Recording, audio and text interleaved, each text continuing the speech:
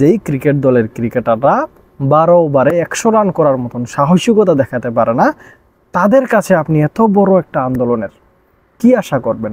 আসলে বাংলাদেশের মানুষ আমরা আর কি চাই, বা আমাদের জন্য তারা আর কি করতে পারে?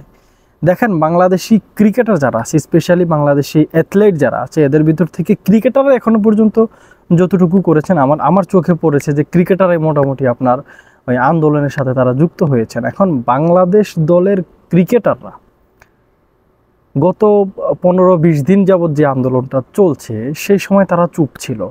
গত 3-4 দিন আগ থেকে যখন সংঘর্ষ শুরু হয়েছে, তখন থেকেই এই আলোচনাটা সামনে চলে এসছে যে ক্রিকেটাররা কেন প্রতিবাদ জানাচ্ছেন না, ক্রিকেটাররা কেন আন্দোলনকারী যারা আছে, বিশেষ করে কোটা বিরোধী আন্দোলনকারী যারা আছে, সাধারণ শিক্ষার্থী রূপে যারা নিজেদেরকে প্রেজেন্ট করছেন, তাদের পক্ষ কেন নিচ্ছেন না? এটা হচ্ছে আমাদের এই দেশের মানুষের একটা চাওয়া পাওয়া। এখন যখন এই চাওয়া পাওয়াটা ফেসবুকে বা সোশ্যাল মিডিয়া খুব আলোচনা হচ্ছে, ঠিক তখনই একে একে প্রত্যেকেই বাংলাদেশি ক্রিকেটারদের ভিতরে আমার কাছে মনে হয় আর কেউই বাদ নেই, গুটি কয়েকজন ছাড়া কেউই বাদ নেই, প্রত্যেকেই ফেসবুকে পোস্ট করছেন। তাসকিন আহমেদ থেকে শুরু করে মেহেদী হাসান মিরাজ, তানজিদ হাসান তামিম, তানজিম সাকিব, নাইম শেখ, তাসকিন আহমেদ, একেবারে প্রত্যেকটা ক্রিকেটারই এই আন্দোলনের সাথে তারা যুক্ত হয়েছেন। তারা বলেছেন যে আর রক্তপাত চান না, তারা শান্তি চান।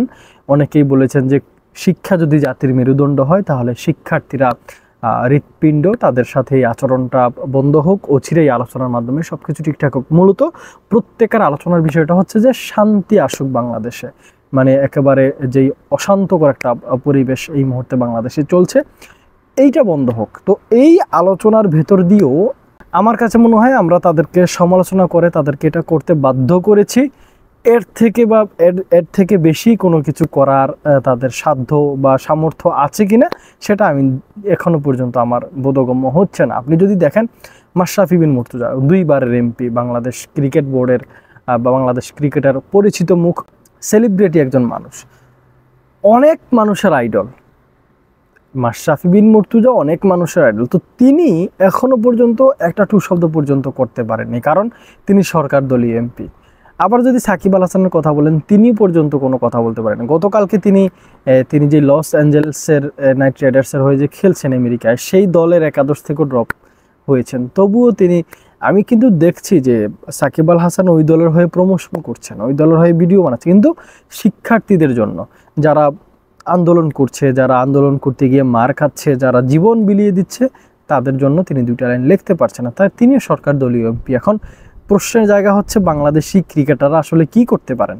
এই যে ফেসবুকে তারা পোস্ট করেছেন, এটা দিয়েই বা তারা যেটা করেছেন, তারা তো আমার কাছে মনে হয় নিজেদেরকে মানে দায়সারা করেছেন এই মানে জনগণের কাছে। জনগণ যেইভাবে সমালোচনা করছিল, সেইভাবে সমালোচনায় টিকতে না পারে শেষ পর্যন্ত মাহমুদুল্লাহ রিয়াদ পর্যন্ত পোস্ট করেছেন, একদম সর্বশেষ তিনি লিটন কুমার দাস পর্যন্ত পোস্ট করেছেন। এখন এই পোস্ট করাটা তো আমার কাছে মনে হয় না মানে অনেক কিছু করে ফেলেছেন, বিষয়টা এরকম না। তারা হয়তো করতে পারতেন, যেহেতু তামিম ইকবাল চট্টগ্রামে আছেন বা যে এলাকায় আছেন, প্রত্যেকেই হয়তো এটা করতে পারতেন, যে আপনারা রাস্তায় আসতে পারতেন, আপনারা বলতে পারতেন যে আমরা এই আন্দোলনের সাথে সম্পৃক্ত আছি, যাদের আবাসনের দরকার, পানির দরকার, যাদের ইন্টারনেটের দরকার, বিভিন্নভাবে সহায়তা করা উচিত ছিল। আমার কাছে মনে হয় সশরীরে তারা সেটা করতে পারতেন। একটা ফেসবুক পোস্ট দিয়েছেন, জনরোষানলে যেন না পড়েন। তো এইটা আমার কাছে মনে হয় না কোনোভাবেই কাম্য। অপরদিকে আমাদের 2 এমপি সাহেব সাকিব আল হাসান এবং মাশরাফি মুর্তজার দিকে আমি এখন আর তাদের থেকে কোনো আশা করছি না। দেখেন, তাদের থেকে না, আমার কাছে মনে হয় কোনো ক্রিকেটারের পক্ষ থেকে কোনো কিছু আশা করা ঠিক নয়। আপনি যদি দেখেন, যেই ক্রিকেট দলের ক্রিকেটাররা 12 ওভারে 100 রান করার মতন সাহসিকতা দেখাতে পারে না, তাদের কাছে আপনি এত বড় একটা আন্দোলনের কি আশা করবেন? যেই ক্রিকেট দলের ক্রিকেটার, আমি সাকিব আল হাসানের কথা বলছি, তিনি যখন বুঝতে পেরেছেন যে তিনি নিষিদ্ধ হয়ে যাবেন 1 বছর, তখনই তিনি ক্রিকেটারদেরকে নিয়ে যে দাবি আদায়ে মাঠে নেমেছিলেন, সেই দাবির কয়টা আদায় হয়েছে, সেই খোঁজ কি তিনি নিয়েছেন? নেননি। যাই হোক, আমি অত কথা বলতে চাই না। আমার মূল পয়েন্ট যেটা, সেটা হচ্ছে 2 এমপি এখনো পর্যন্ত চুপ রয়েছেন। অন্যরা যারা পোস্ট করেছেন, এই পোস্টে আন্দোলনকারীদের অত একটা লাভ হয়ে যায়নি বা তেমন কোনো ক্ষতিও হয়নি। তারা যদি এই পোস্ট নাও করতো, আন্দোলনকারীদের তেমন কোনো ক্ষতিও হতো না। তারা এই পোস্ট করাতে তেমন কোনো লাভও হয়নি।